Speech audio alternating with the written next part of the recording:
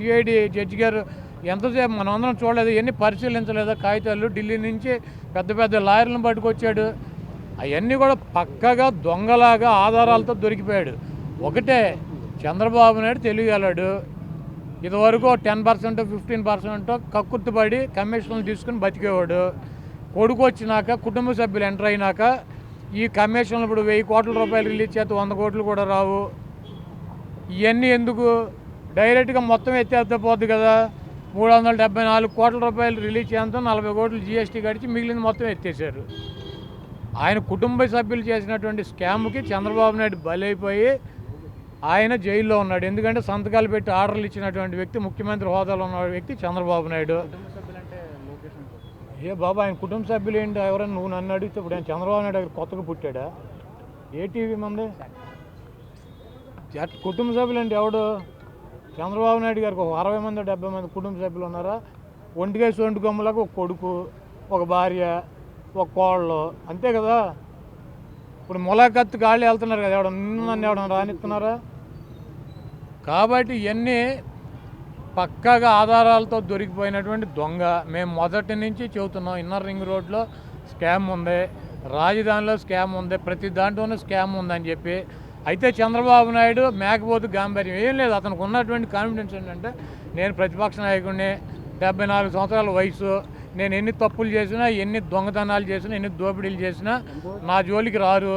నా జోలికి వస్తే రాజకీయంగా వాళ్ళకి మైనస్ అవుద్ది, కాబట్టి నాకు సింపతి వస్తుందని చెప్పి జగన్మోహన్ రెడ్డి నా జోలికి రాడు అని చెప్పి, నీ బాబు ఏం చేయలేకపోయాడు, నువ్వేం చేస్తావు, నీ బాబు ఏం చేయలేకపోయాడు, నువ్వేం చేస్తావు, నీ బాబు ఏం పీకలేకపోయాడు. వాళ్ళ బామ్మర్ది బాలే డైలాగ్ ఉంది. ఏం డైలాగ్ ఇది?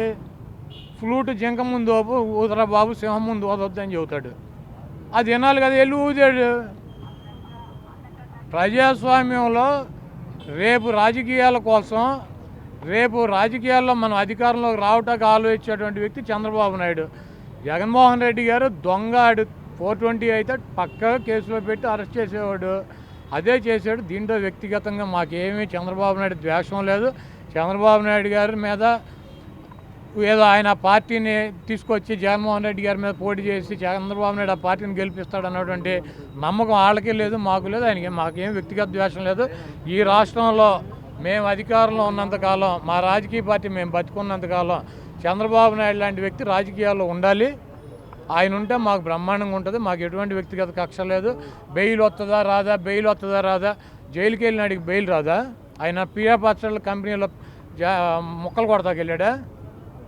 అది వాళ్ళు రేపే ఎల్లుండో 10 రోజులుగా నెల రోజులకు వస్తుంది కదా బెయిల్. మా వాడికి బెయిల్ వచ్చి బెయిల్ అసలు జైలుకి వెళ్ళినాడు బెయిల్ రానాడు ఎవడన్నా ఉన్నాడా? సార్, ఇప్పుడు చంద్రబాబు అరెస్ట్కి సంబంధించి పక్క ఆధారాలు ఉన్నాయని సిఐడి చెప్తుంది, ఏసీబీ కోర్టులో కూడా విచారణ జరిగింది. కానీ పక్క రాష్ట్రాల నుంచి అసలు రాష్ట్ర రాజకీయాలతో సంబంధం లేని వ్యక్తులు ఈ ప్రభుత్వం పైన విమర్శలు చేయడాన్ని ఎట్లా చూస్తారు సార్? మా వాడు బాగా మంచి చంద్రబాబు నాయుడు అనేవాడు జనంలో పెద్ద ఏమి ఉండదు.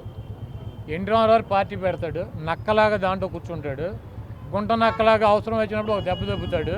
ఆయన 74 ఏళ్ళని ముందుకు పడతాడు, ఈడెక్కి కూర్చుంటాడు.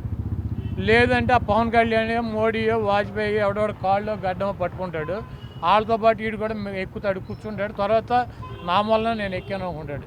చంద్రబాబు నాయుడు అనేవాడు మ్యాన్ ప్లేటర్. చంద్రబాబు నాయుడు అనేవాడు మేనేజ్ చేసేటువంటి గుణం ఉన్నటువంటి వ్యక్తి. కాబట్టి ఆ మ్యాన్ ప్లేటర్కి, మేనేజర్కి ఇవన్నీ సాధ్యం అవుతాయి కదా. పక్క రాష్ట్రాల్లో ఉన్న పొలిటికల్ లీడర్లు అవునయ్యే, నేను చెప్పేది అదే. ఇటువంటి మేనేజ్ చేసేవాళ్ళు ఇప్పుడు ఖమ్మంపాటి రామ్మోహన్ రావు ఉన్నాడు. ఢిల్లీలో అందరిని పిలిచి మైకులు పెట్టించి మిమ్మల్ని తీసుకెళ్ళి కొద్దిగా చెప్పండి అంటారు.